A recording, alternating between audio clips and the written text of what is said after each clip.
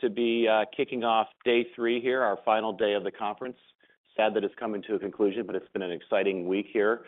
We're delighted to be inviting Salesforce to the conference. Welcome, Brian Millham. Thanks, Brad. Appreciate it. Thanks so much for joining us. President and COO. I'm Brad Sills. I'm a senior analyst on large cap software. And before we get started, just a quick commercial.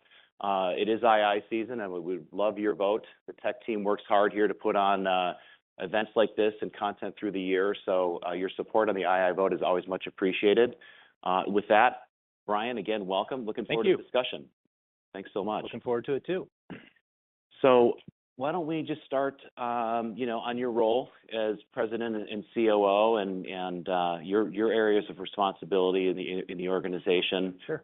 And how that fits in with the rest of the executive team, Mark and the executive team.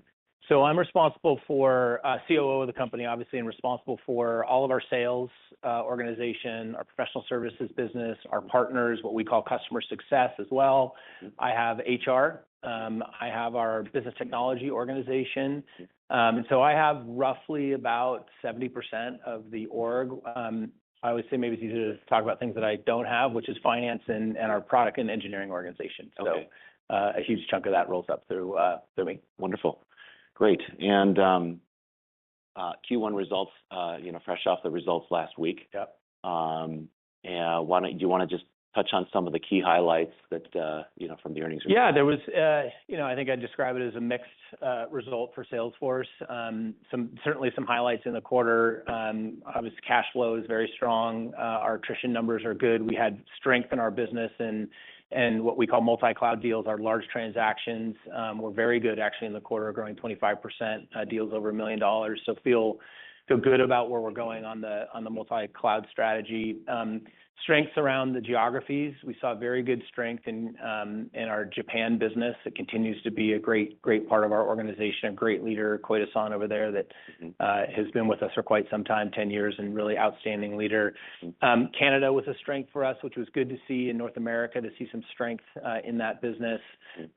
India continues to be a great driver of growth for us, albeit smaller, but also a great strategy for us as we think about location strategy. We've really moved a lot of our talent. I should say we haven't moved them. We've hired a lot of great talent into the India market as a strategy for scale and growth. And some of our industries performed very well. PubSec was very, very strong for us in the quarter. Financial services was strong in the quarter, which is great to see. Some great transactions in that business. I may have mentioned our attrition numbers, but a real strength for us in the quarter too was our attrition was lower than expected. We actually beat plan on the attrition side, so still seeing a lot of customer success with our customers. So those were certainly the good stories. We did feel some headwinds in our Americas business and EMEA as well.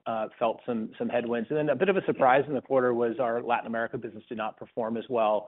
Has been a strength for this organization for quite some time and really a driver of growth. Largely due to deals pushing out in that market. We had some large transactions that did not come together in Latin America. Good news is many of them have come over the line in May. Good. And so feel good about where they're going to be in the second quarter. Wonderful. You're certainly not alone in the software industry with experiencing some macro pressure. Yep. I think you also talked about some execution changes that also had some impact. So if you could elaborate on that as well. Yeah, happy to. It's always a challenge. Q1 is always a difficult quarter. You spend a year executing as well as you can, and then you look forward and say, hey, what are the things that you want to do as a leader to make sure you're set up for growth and scale, not in Q1, but over the next 3 to 5 years? How do you think differently about your go-to-market strategies? I think, as you probably know, Brad, if you've been following us for quite some time, we wanted to make some changes in our go-to-market. We think we can get more efficient in the way that we dedicate our resources to the opportunity. We don't need a fully dedicated sales team for every product that we have. And so as we brought teams together, it does create some account relationship changes in the quarter. I'll give you an example. We really feel like our core sellers can sell our Slack technology as an example. A dedicated team of 500 sellers, why not put that product in the bag of our 10,000 sellers?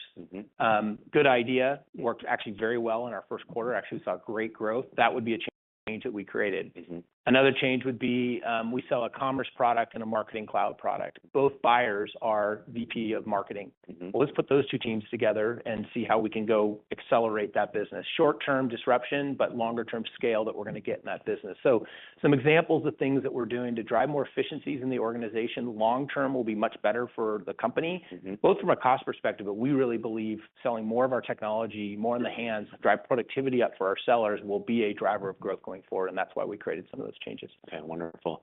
And, back to the macro commentary, I think if I'm reading this properly, it sounded like the environment kind of reverted back to what you had seen in Q3. Q4 might have been a situation where sales reps rose to the occasion, you executed really well, but the underlying demand environment might have been kind of pretty similar to what you've been seeing. And I know it's been challenging really for the last couple of years. That's right. In general across the industry. Right. So how would you describe it? I don't want to put words in your mouth, but no, you kind of nailed it. I think we all had hopes coming out of Q4 that this was the new normal and we're going to see this sort of acceleration. We had a very strong fourth quarter from an execution perspective, and in retrospect, looking back on it, I think it was probably more to do with really strong execution by the sales teams, the product teams, our executive staff, everybody in delivering our fourth quarter, versus it being a change in the macro environment. We still feel the measured environment out there right now, and really felt it in Q1. Q1s to Q4s are also very different. They're different feels. And as you know, in tech, everyone sort of gears up to have that big fourth quarter. Sure. We certainly did that this year and had the big deals and the small deals and mid-sized deals. It all came together in our fourth quarter. Okay. Every Every time you roll over to a new year, it's a new start and you're trying to figure out go-to-market changes, for example. You couple that with, what I think we've been very clear about is sort of the pipeline issues that have existed for Salesforce, what we call coverage ratios when we enter a quarter. Q3, Q4 last year, we were able to bridge weaker coverage ratios with just better execution. Q1 with some changes, a tough macro that exists, and just sort of the natural sort of slowdown you see in a Q1, right, sort of combined with some tougher environments out there. Yeah. And you saw it. I mentioned the Latin America business. One of the strongest sales leaders we have was not able to get some of the big deals that we bet on across the line. Well, when you diagnose those and you dissect what happened, you're seeing more pressure on budgets. We've got to, rebuild the ROI plan that we had on the close design. A lot that's going on that feels very similar to the first half of last year versus the Q4 that we delivered for the business. And so you see compressions of deals. We closed a bunch of deals that we thought would be a little bit larger. That's sort of a natural outcome. And so we feel good about our plan for the year. If you ask me, I hold ourselves to a pretty high bar. We could have executed slightly better in Q1, and we had a macro that felt more like the first half of for us, fiscal year 24. Understood. Well, before we move on from Q1 results, there was a lot of discussion on pipeline on the earnings call. So wanted to double click on that if we could, please. Just where is the focus there? You mentioned that there was a bit of a shortfall this quarter, and I know that's an initiative to kind of improve upon that. So what is the focus there? Yeah, it's interesting. In my tenure at Salesforce, we've always had this mantra of you need to have 3x pipeline coverage in any given quarter that you're entering to get to the numbers and the commits you want to get to. It's been harder. In the same way it's harder to close deals. It's harder to generate pipeline in this market as well. We felt very good about our ability to generate. The demand environment is still strong. It's actually where the pipeline is landing in quarters into the future. So in a better market condition, you might see, you generate $1 billion in pipeline and it lands, 50% of it will land in the quarter you're in and 50% will land in the quarter that's one out. We're seeing those deals landing further and further out in the quarter. So it's our job to go figure out ways either to generate more pipeline in quarters so that we're able to hit the numbers, or be able to put more value associated with the transaction so that we're able to pull them forward from future quarters. We need our product teams more integrated into the demand. So we've really built a tighter partnership around the campaigns that we're going to go to run and generate that pipeline. So feel good about where we are. As an example, in our Q1, we beat our pipeline goals significantly. We're very happy about the demand that we're seeing out there.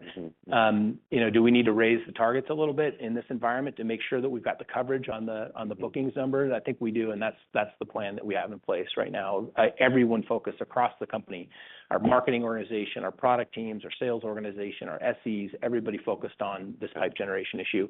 We want to get to a quarter that we're not having to grind out every single month because it's just tough in this market. Sure. Let's raise the pipeline volume so that we're able to deliver the numbers. That makes sense. That makes sense. Are there any bright spots within the pipeline build effort? Yeah. Any clouds or offerings you'd call out? Yeah, there's, the resilience of our big sales and service cloud products is sort of amazing. I'm always sort of blown away when you look at those technologies. Sales cloud and service cloud alone would be some of the largest software companies, cloud companies in the world, just in a standalone environment. We continue to see demand for sales and service. Our data cloud product has been a home run for us, and we continue to see the demand from our customers there. Albeit an organic innovation that takes a while to have a big impact on an org of our size, we are seeing great acceleration there. Our industry clouds continue to be a great driver of our growth for us and really solid. We feel very strong about where the pipes are landing by regions as well, and so this is all broken down. The cloud variants will sort of change slightly by markets, and so it's hard to give you like a specific. But on the roll up, we feel very good about our core technology and the demand that we're creating on the pipeline front. Wonderful, great to hear. Thank you. Why don't we shift to some of the key areas of focus in your role as COO? Operational efficiency has been a big focus for the organization. Last year was a big step forward in that, obviously, and you made some tough choices on some reduction in force. So just, I think it'd be helpful if you could comment on kind of where you are with that effort. Where's the focus incrementally from here on driving operational efficiency Yeah, thank you. Yeah, you're right. Big step forward in a tough year for Salesforce. You never like to take some of the actions that we had to take last year, but appropriate given the circumstances, and we're proud of the work that we've done. As hard as it was, we've got ourselves in a very different place from a margin perspective. But the work's not done. We always feel that there's more that we can be doing. I mentioned I hold myself to a high bar, and it's sort of my job, and I know you had a dinner with Amy Weaver. The two of us are really responsible for the operational efficiencies of this organization. We're going to continue to look for ways to drive those efficiencies, but we're also going to couple that with growth. And so when we make decisions around where we want to invest now, it is oriented to how are we going to go drive the top line and keep an eye on the bottom line. Things like spans and layers, for example. Do we have places in the organization where we can take people out potentially and invest in things like more AEs or more SEs, for example, in a more technical sale that we're in right now with data cloud and AI. And so it is top of mind for us. It's all about operational excellence. That's what we ground ourselves in. It's really changed the culture of the business as well. We've always been, you sort of look at our business 25 years in, and we've always been a performance culture. We're trying to take that to the next level right now and orient everybody on, hey, we've got to go figure out a way to grow faster in this business, in this business environment, I should say, but also keep an eye on that bottom line as well. And so strategic investments, let's make sure we're very clear about that. And let's also ask ourselves, are we getting the most from everybody in the business? And if we're not, we're going to have to make reshaping decisions around the org. Okay, great. Thank you for that. Why don't we shift to the core business, sales and service? You mentioned earlier that it's been resilient, and we certainly see that in the results. I think 10 to 12% growth consistently over the last several years. So I think it'd be helpful to understand kind of where are you in terms of penetration of that market. It's one of the largest markets in software. You're the largest vendor in it. So where's the incremental seed coming from, and where are you seeing the continued strength in that business? Yeah, I think there was sort of this notion that in the near term AI was going to transform sellers and service people, and then you realize people still have to get to their numbers, and they still need to hire people, and they still need to add more salespeople. So we are adding incremental sellers. The base is growing, not quite at the level it was pre-pandemic or even post-pandemic when we saw the cloud companies really accelerate. So we are seeing some growth in that. We also have done a very nice job of pricing and packaging and thinking differently about what products we put in the hands of our sellers. So we introduced last year what we call UE Plus, Unlimited Edition Plus, which has now been changed to Einstein 1 Edition. So we're seeing a higher price point per user that we're getting from our base. So obviously expanding.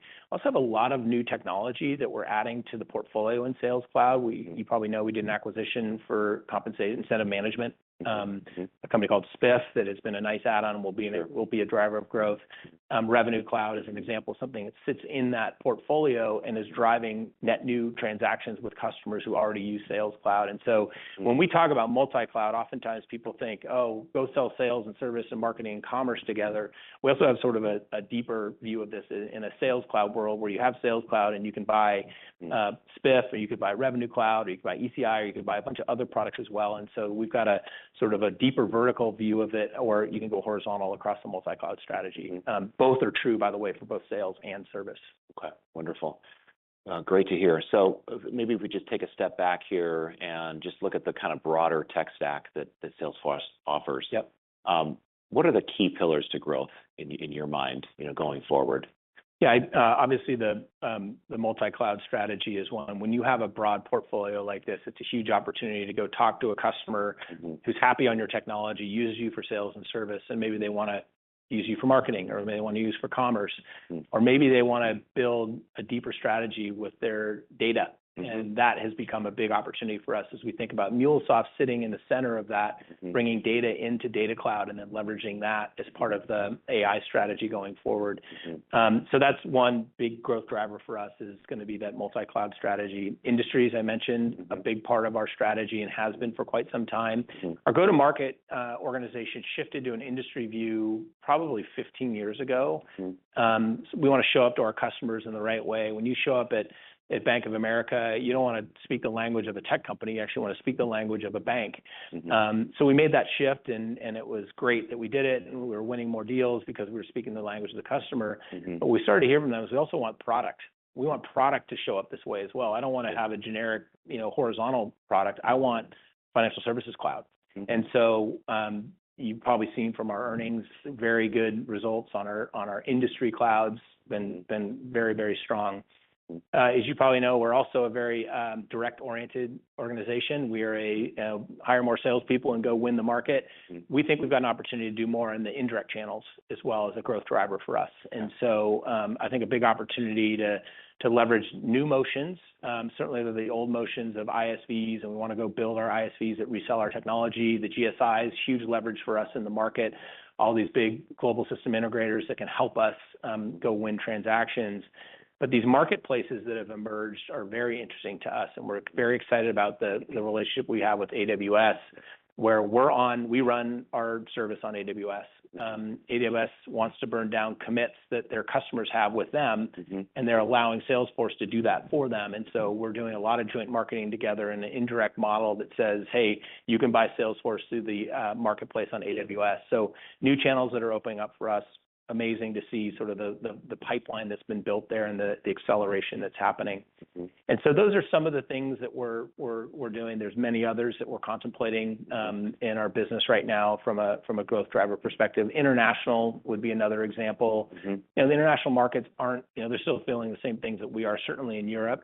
But if you look at the total revenue split by region, we have room to go faster in international markets, and we'll make those decisions from an investment perspective to ensure that we've got enough capacity in those markets to go drive the growth from an international perspective. So, it's funny, we continue to do that work, but if the Americas is so big and they have similar growth rates, you're sort of constantly catching up in that, and we think we can surge investment there to get better growth out of the international space. Wonderful. Great to hear. Thank you for that.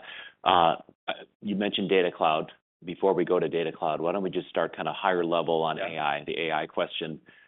Where does AI sit in the Salesforce stack, and how are you addressing the opportunity, and then how does Data Cloud fit into that? Yeah, great question. AI has been a huge emphasis for us since probably April of last year. We pivoted the entire company to this transformation.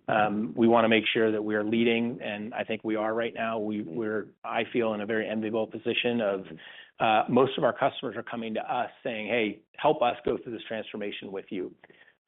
We have the privilege of managing a lot of their data today. All their customer interactions are happening on our platform. They're saying, hey, how can I take advantage of AI to drive higher productivity, better efficiencies in the organization, more margins, better customer relationships? And so we're excited about the opportunity. What we're seeing on the AI front is a lot of small trials, lots of pilots going on right now, people testing the waters to see what's possible out there. You know, I think there's a demand that says, hey, let's go get all the benefits right now.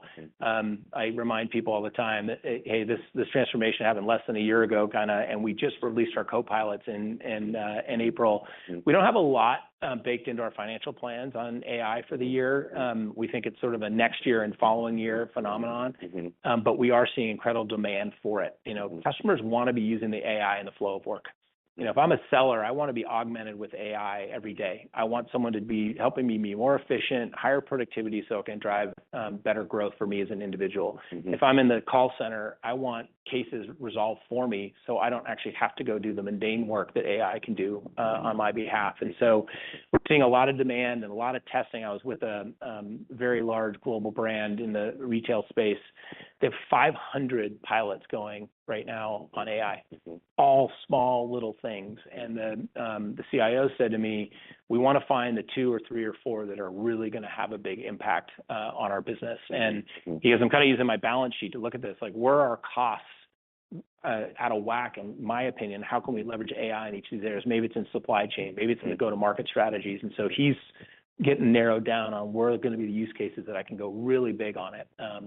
And so the opportunity is huge. I think we're still early on the AI front, but I think there's a massive opportunity in the future. It seems like at this point, you're in that stage where customers are kind of getting data ready for AI, you know, get the data into data cloud, manipulate the data, integrate the data, and then the applications will come later.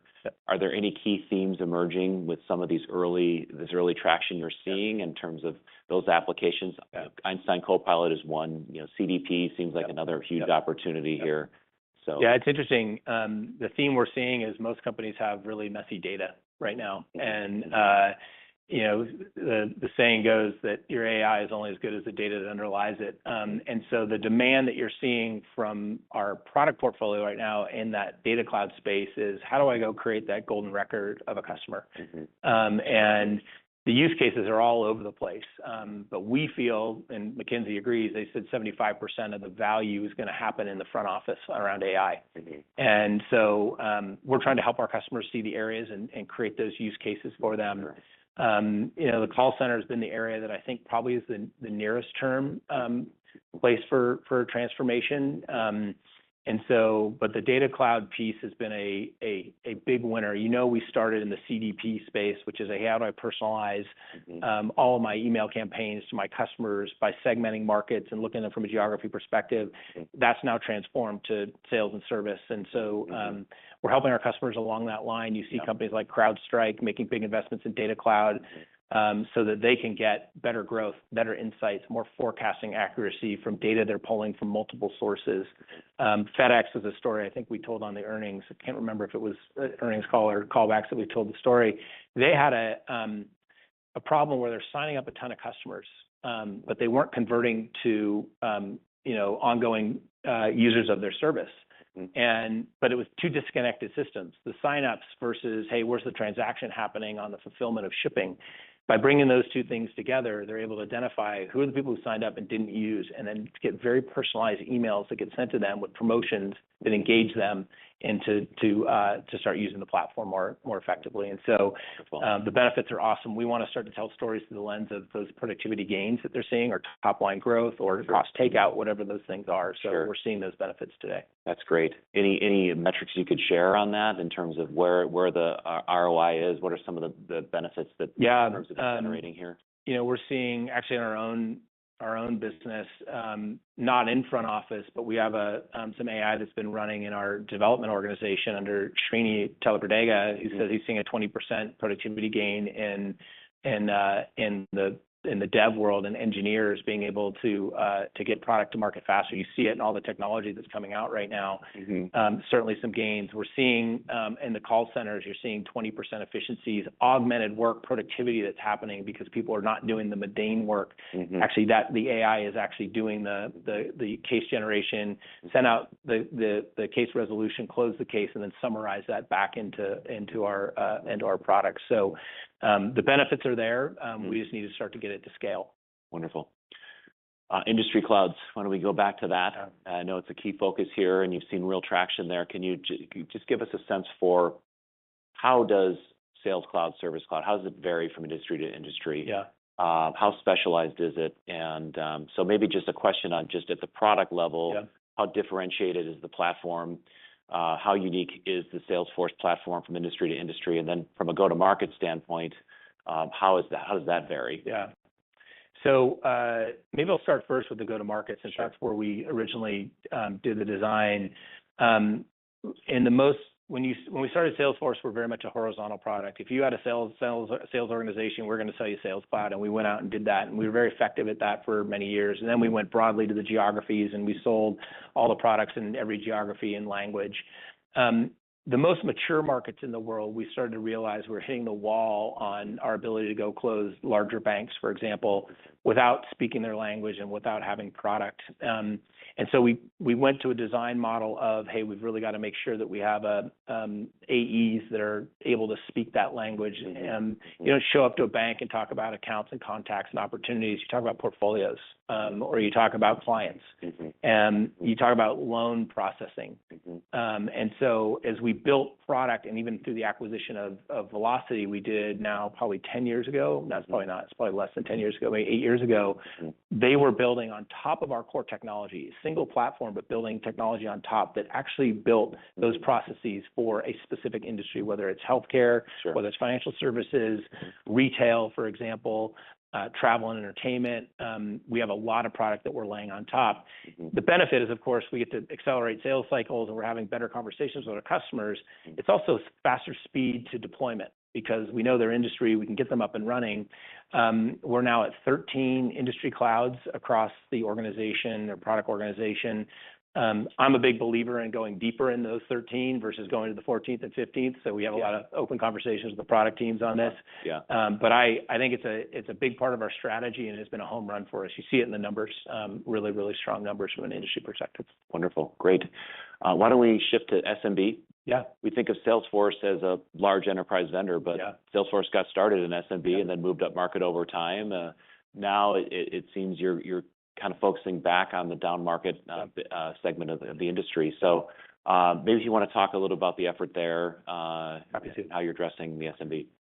Yeah, it's interesting for me. I've been at the company 25 years now, and we started selling 2 seats to small companies that were SMBs back then. And then you fast forward, and people are like, "Oh, you're just an enterprise player." I'm like, "No, we still sell to the SMB.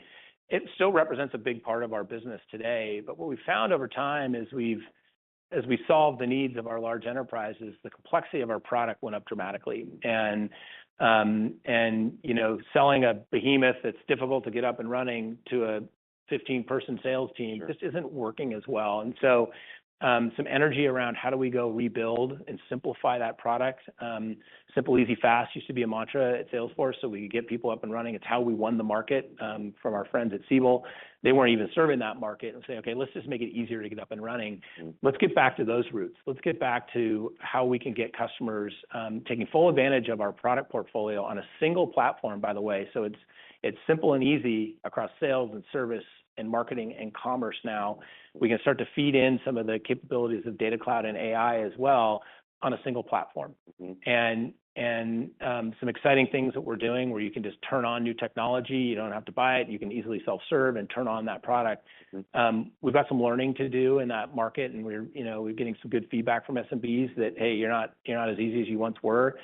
What we've done in a very short amount of time is very exciting. A new product called Starter that's in the market, and then an advancement to that called Pro, with a lot of new energy around the SMB business. Wonderful.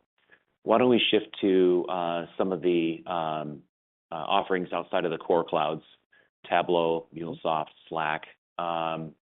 If you want to just touch on each one, and where's the focus on driving incremental growth, and what are some of the initiatives? I'll start with MuleSoft if I can.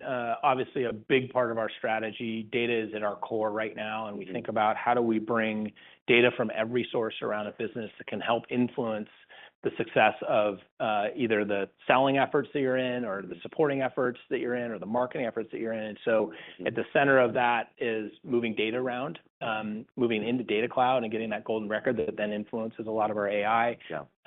It's been a huge success for us. It's been a big driver of our growth. We are a big believer in MuleSoft, and we'll continue to do that. In this new data and AI world, it becomes a hub for us to go talk to our customers about. And the nice thing about it is we're even, it's crazy to think about people running big IBM mainframes and systems that you don't really think about integrating and bringing data in. Those now become rich sources of data that we can bring in a data cloud and then leverage going forward. On the Tableau side, some great innovations that you're seeing. Tableau Pulse. We're doing a co-pilot for Tableau as well. The market is big, and we want to make sure that we're in the space called analytics, and make sure that we're dominating the TAM there. So AI will be infused into everything that we're doing there. We also are bringing that technology closer to our core as well. So it's easier to use the analytics with our core technology. So we'll get more lift from our core sellers as we get better integrations of that technology. And then did you ask about Slack? Was that the? Yes. Yeah. So Slack has been a great success story for us in the quarter. I mentioned the go-to-market change that we created, where we're putting it in the hands of more of our sellers so that we can go sell it. As we think about the future there, we think Slack may become the conversational interface of our AI technology across all of our core products. We see the love of the technology across so many companies out there. They love using it. We need to better integrate that Slack product into Salesforce technology, and that's the effort that we're on right now. We've introduced Slack AI, which is an incredible way to summarize your channels. If you use Slack, I don't know if you guys are a Slack user, but it can be a little noisy through the channels, and Slack AI does a great job of summarizing all that's gone on within a channel very quickly, so you don't have to read through all the posts that are out there. We're excited about the future of Slack. Maybe taking a little bit longer than we would like to integrate it, but we're very excited about what we see there as an overall platform, the layer across the top of all of our core technology. Wonderful. Thank you. You mentioned a comment that struck me, putting Slack in the hands of more sellers. And I think that's an initiative that's kind of more broad-based across the sales organization, and that's part of key to this effort to drive. Even the Einstein one, if you think about the technology, it's not necessarily just hey, let's bundle and charge more for our products. We're bundling together many products into that one suite of technology, so we sell it once. Right. We don't sell it with 15 people showing up. And so this move to sort of put more not only in the hands of the core sellers, but also to bundle your technology in a way that allows us an easier capability of selling at a higher price point. Sure. Clear strategy for us. Sure. Wonderful. Great. Let's talk about multi-cloud deals. That's been an area where you've seen some uptick in recent quarters. What's behind that? I know it's a big focus. You mentioned, selling bundled solutions and, offerings that fit together and have natural synergies. What's behind the strength you've seen over the last several quarters in multi-cloud deals?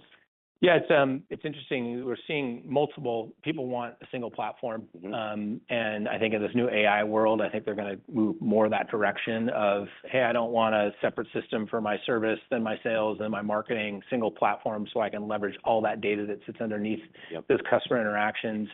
You also see in a constrained environment that you see app consolidation. You see CIOs saying, hey, I don't want this huge stack. I'd rather be on a single vendor. So a big opportunity for us to go have that conversation. I feel very privileged that we have such a broad portfolio of technology that we can sell to our customers. There's also an underlying benefit you get in a multi-cloud strategy, which is our attrition rates go down dramatically once you've gone from 4 to 5 to 6 to 7. The attrition rates are in low single digits when you're at 6 or 7 of our clouds. And so this multi-pronged approach of, hey, go sell more ACV or bookings on multiple clouds, but the ongoing effect that we have on our attrition numbers is significant. We also have a big base. After 25 years, we had a lot of customers out there. And so as you think about this growth strategy for us, it's sort of a natural drive success for your customers, make sure they're getting a lot of value, and then go sell them the next product and the next product, and make sure that you're delivering for them. And so it's been a long time strategy for us, but as you get more and more product in the portfolio, it becomes even more important that you go sell these products from a growth perspective. Wonderful. And why don't we shift to the partner channel? How do they fit into all these efforts here with AI and all the go-to-markets here with some of the bundled solutions that you're talking about? It's a challenge, I think, at the velocity at which we're moving in the technology world right now. How do you even keep your own people up to speed on everything that's going on and enable them and get them out talking to customers in the right way. The effort to go make sure all your partners are up to speed on your technology is significant. But it's work that needs to get done because we get tremendous leverage from them. The GSI community needs to be educated on our AI and data cloud strategy, and we're doing that work right now. We believe there's a tremendous amount of work that can be done. And it's not, you probably know that the data work is not all that fun. To clean up data in a big enterprise is not the easiest thing to do. These GSIs have big practices that do that work. And that's the demand that we're seeing from them is, hey, I want to use data cloud to go do all the work that's out there and then feed that into your technology. On the ISV front, we're trying to reinvent ourselves there a little bit. I would say that maybe it got a little stale over time. It was a big differentiator for us for a long time, the App Exchange, and we want to make bigger investments in the same way that Microsoft and Amazon have built these great marketplaces. Why don't we have a marketplace? Why aren't we getting all the ISVs to build on our platform and then leverage our technology? And so that's a big effort for us right now. And then I mentioned sort of the go-to-market. We think there's spots in the world that we could be reaching faster and with more success through an indirect channel. For whatever reason, we think, hey, hire more AEs and go drive growth is a good strategy. It has been, but there's some markets, particularly in Asia, there's some geographies like Germany that is sort of more, it's not as centralized, that we could be leveraging more indirect channels to go sell our technology. And so a big emphasis on the partner channel right now to go drive success. The final piece there is, as I hit the success notion, we want to make sure our partners are driving the outcomes our customers are expecting. And so we're doing more to ensure that they're seeing how the implementations that they have done are working for our customers. A growth strategy that I didn't hit earlier is drive more success for your customers. You'll see more growth on the booking side. So we want to make sure our partners are living that value for us as well. Wonderful. Maybe back to multi-cloud deals. It's hard to do multi-cloud deals when the product isn't integrated, and I know that's a big effort. Commerce and marketing in particular, That's right. I know over the last couple of years has been a big focus of getting those integrated with the core sales and service. So how does that play into this? Where are we on that effort? And how do you feel about Right, you were well educated on our product strategy. I like it. Yeah, well done. This is, when you do acquisitions, one is difficult to integrate them just from hey, bring them into the company and figure out how to go make them successful. The multiple platforms has been a frustration for us from a maintenance perspective. It's hard to maintain all these various platforms. It's also been a frustration for our customers. We talk about we call the customer 360 fully integrated. They haven't felt that as much when you're buying different platforms and their systems sitting in different areas. And so it's been a concerted effort for us to get to a single platform. We want a sort of a mantra of one platform, multiple clouds. And so the effort has gone well. I, of course, would like it to go faster. I tell my friends on the product side, let's go. But it's a great strategy for us, particularly in this new data and AI world. Everybody wants their data in a single place. They want a single platform, and they want to be able to leverage it. And so making great strides on both Marketing Cloud and our commerce technology. There are others like Slack that we're looking at right now. We're trying to figure out ways to bring Tableau in as a future. We want everything on a single platform. We think the benefits are significant from a multi-cloud strategy, from our customer success perspective, and the acceleration of multi-cloud. Wonderful. And maybe on that same topic, are there any key trends or clouds that you're seeing more momentum in these multi-cloud deals? Any common? You tend to get more momentum on the non-sales and service because those are the anchors, right? And so, certainly Data Cloud has been that's really where we've seen a lot of acceleration, customers leveraging so much data that exists there, but wanting to bring more data through that. And so, and even, it's sort of interesting, and it's a little bit of our selling motion, you can have 15 instances of Salesforce within a particular enterprise. Leveraging Data Cloud to bring all those instances together in a single view of the customer is a great story for us. Customers have said for us, how do I bring it all together? I don't want one instance. Well, with Data Cloud, you can have a single view of a customer across 15 different instances. And so Data Cloud has certainly been an accelerator. A lot of the add-on products that we've introduced, Revenue Cloud as an example, a great add-on from multi-cloud perspective for Sales Cloud. So it's been field service in the Service Cloud world too. Wonderful. I mean, why don't we just end with one last one on kind of the one of the key focus areas for Salesforce, which again is operational efficiency. I think it'd be helpful just to provide a little bit of color on kind of where you are with the go-to-market effort in rationalizing the organization, putting more products in more hands of sellers. Maybe kind of where are you today and going forward, just from a qualitative standpoint, where do you see opportunities for improvement? So I would say we're a long way along the path to get to more efficiencies in the way that we're going. I'll also tell you that you only get kind of one time a year to do this work. We just did it in Q1. You don't want to be creating disruption all the way along. Sure. There's also, I mentioned earlier, we want to be in the analytics space. I'll give you an example of Tableau. Mm-hmm.